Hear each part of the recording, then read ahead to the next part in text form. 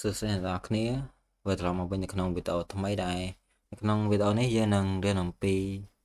comment បន្ថែមទៀតរបស់ Ubuntu server ចឹងជាដំបូងយើងអាច run comment host name ដើម្បីមើលអំពីឈ្មោះរបស់ PC Ubuntu របស់យើងចឹង PC Ubuntu server របស់ខ្ញុំឈ្មោះ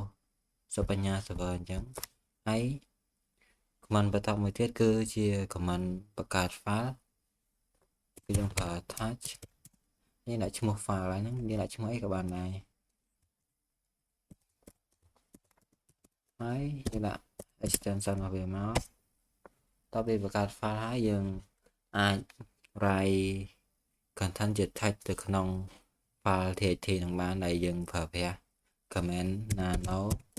យើងដាក់ឈ្មោះ file មក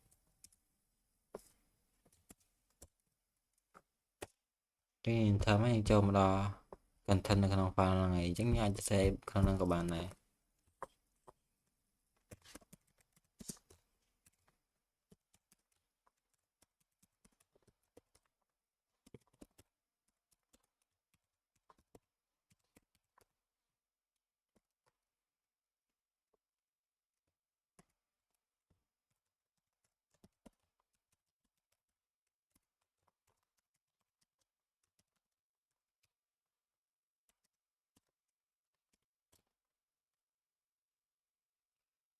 ចឹងបន្ទាប់ពីយើង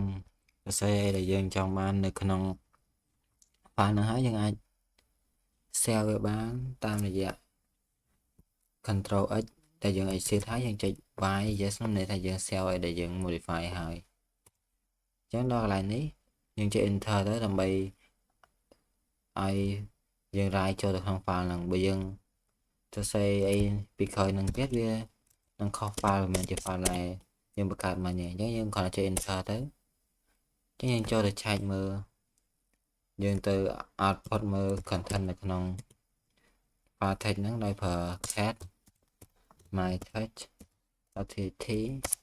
ចឹងនេះជាអីដែលយើងបានសរសេរមិញឥ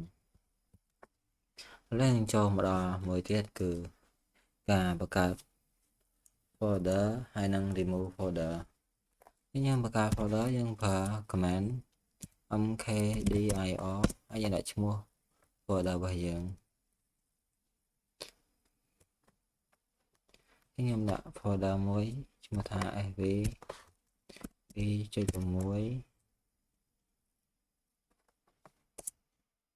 ហើយដោយសារ folder នេះខ្ញុំធ្លាប់មានហើយខ្ញុំដាក់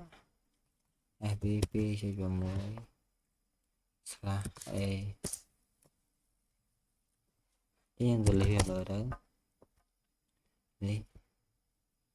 ជា folder sv 2.6/a ខ្ញុំបង្កើតមិញ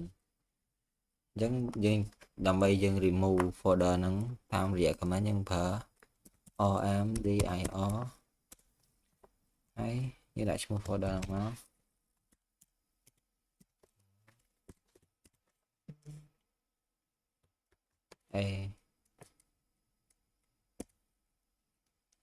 ដោយសារខ្ញុំសេអក្សរ V នេះតូចនឹងវាស្គាល់ទេនេះយើងបាន remove វាហើយអញ្ចឹងយើងទៅ check មើលនេះគឺវាបាត់ folder fp2.6a ហ្នឹងឯងហើយមួយទៀតនៅពេលដែល folder យើងមាន content នៅក្នុងហ្នឹងយើងអាចលុបវាដោយប្រើ command rmdir ហ្នឹងបានទេអញ្ចឹងយើងសាកបង្កើត folder ថ្មីមួយទៀត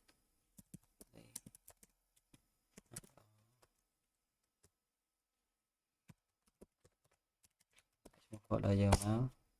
ហើយតាមមកទៀតយើង cd ទៅកាន់ folder ហ្នឹងយើងសាកទៅបង្កើត file ថ្មីមួយ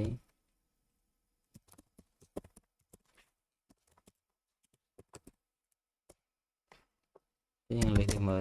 ទៅយើងមាន file នៅក្នុង text ហ្នឹងយើងចេញទៅក្រៅវិញចេញឲ្យប្រើ cd ចុចមែនចេញមក folder ទៅក្រៅដែរបើយើងចង់ឲ្យចេញឲ្យអស់មកយើងប្រើទៅ cd ទេចាឥឡូវយើងសាកទៅ remove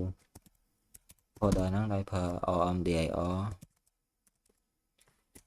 ចឹងយើងអាច remove បានដោយសារវាមាន content នៅក្នុងហ្នឹងតែបើសិនជាយើងចង់ remove folder ទាំងដែលវាមានរបស់នៅក្នុងហ្នឹងយើងត្រូវប្រើ command rm độ ó nó mê tha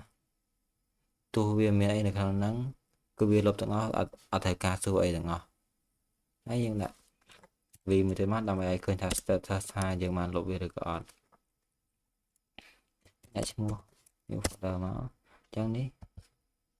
folder new folder hay năng file nó về thời bàn lục ấy nhưng clear screen mới máu lên cho một comment rồi mẹp check mơ hardware một tờ một đòn thì mỗi dương ai check tam top đã bị biểu lên được không Linux xem chẳng khả năng dương ai mơ khơi nhờ miền phía đi chia và xe đi đây cầm thi đã application và dương phòng rành ấy dương chân chân dưới những control C đó hay mối thiết đài về miền interface chỉ năng cứ 8 top nó 8 top như thầy install nhưng mà số đủ app install 8 top hay là password đó thế là sao nhầm thọ miền với việc miền version thay thì upgrade tới đây tiếng phở làm bài phải 8 top máy những quay comment ta 8 top chẳng về miền color miền ai search ai filter ban những ai sort về ban ở đây top được thì ấy những ai check NL check lên interface thằng bàn đẹp to bằng chứ nhưng trong khuyết những ai check F top F drop NL keyboard chứng được có check NL này các bạn này thế nhưng tranh bên thằng má hay nhưng mà score comment mới tiết cứ comment đam mê check đi thà để không một sân dưới nó miền hạt đi cho nênประมาณ spec ประมาณยังพอ comment df ให้ dash 8ដើម្បីឲ្យយើងងាយស្រួលមើលសារ dash 8ហ្នឹងវាមានន័យថា human reader ដែរសម្រាប់ឲ្យមនុស្សងាយស្រួលយល់នេះយ៉ាងបើមកយើងឃើញចំនួន HD របស់យើងមកចំនួន HD របស់យើងរបស់ខ្ញុំមាន 502G ហើយប្រើអស់ 8G ចាឥឡូវយើងចូលមកដល់ comment មួយទៀតគឺ comment សម្រាប់ check មើល RAM របស់យើងណា comment ហ្នឹងគឺប្រើពាក្យថា free nếu màយើងហៅថា free ទេវាចេញចំនួនរបស់វាចេញចំនួនជាຂະຫນາດ3nhưng màយើងចង់ឲ្យងាយស្រួលសម្រាប់មនុស្សមកយើងប្រើ dash h ចាឥឡូវយើងមកមើលឃើញ RAM របស់ខ្ញុំមាន 3.8G សរុបទាំងអស់ហើយយើងកំពុងប្រើតែធំ211ទេចាឥឡូវយើងចប់ពី comment នេះចូលទៅ comment មួយទៀតគឺ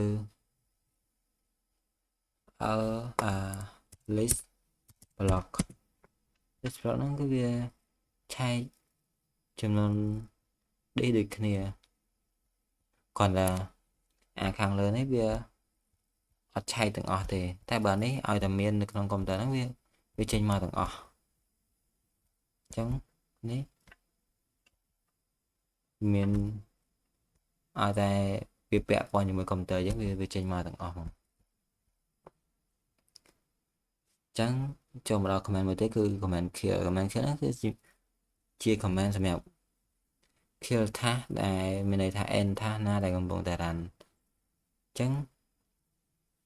ដើម្បី end task គឺយើងត្រូវការ PID របស់វា version ID ខ្ញុំសូមបង្កើតដោយសារក្នុង Ubuntu server យើងអត់ដឹងថាត្រូវ run កម្មវិធីអីខ្ញុំសូម ping ទៅ Google ដើម្បីឲ្យវាចេញជា version អញ្ចឹងខ្ញុំចូលមកខាង tab មួយទៀតដើម្បី top វាមើលថា version ហ្នឹងវាមាន ID លេខប៉ុន្មាននេះយើង filter ទៅមកយើង ping យើងឲ្យពាក្យថា ping មកអញ្ចឹងនេះ comment ping ទៅ888អញ្ចឹង version ID វា12.8គេចេញពីហ្នឹងមកខ្ញុំប្រើ comment ដើម្បីទៅ kill ឥឡូវវាកំពុង run រហូតអញ្ចឹងខ្ញុំ kill ដក9ហ្នឹង